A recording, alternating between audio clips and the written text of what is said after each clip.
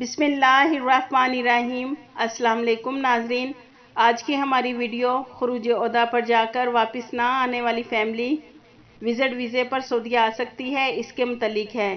تفصیلات کو آگے بڑھائیں گے، مگر اس سے پہلے اگر آپ نے بسمہ نیوز کو سبسکرائب نہیں کیا تو سبسکرائب کر لیں اور بیل آئیکن کو پریس کر دیں تاکہ ہماری ہر نئی ویڈیو آپ تک بآسانی پہنچ سکے۔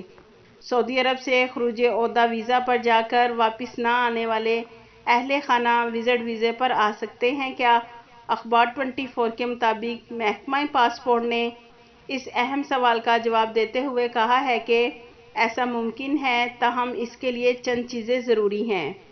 ٹویٹر پر ایک شخص نے محکمہ پاسپورٹ سے سوال کیا ہے کہ فیملی کے افراد خروج عہدہ پر وطن جاتے ہیں مگر وقت مقررہ پر واپس نہیں آتے اور ان کا ویزا ختم ہو جاتا ہے، کیا انہیں وزٹ ویزے پر بلایا جا سکتا ہے؟ محکمہ پاسپورٹ نے اس کا جواب دیتے ہوئے کہا ہے کہ خروج عہدہ پر جا کر واپس نہ آنے والے غیر ملکی کارکنوں کو بلیک لسٹ کر دیا جاتا ہے، تاہم اس میں اہل خانہ شامل نہیں۔ اگر سربراہ خاندان ملک میں موجود ہے مگر اہل خانہ خروج عہدہ پر گئے اور کسی وجہ سے واپس نہیں آئے تو انہیں وزٹ پر بلایا جا سکتا ہے۔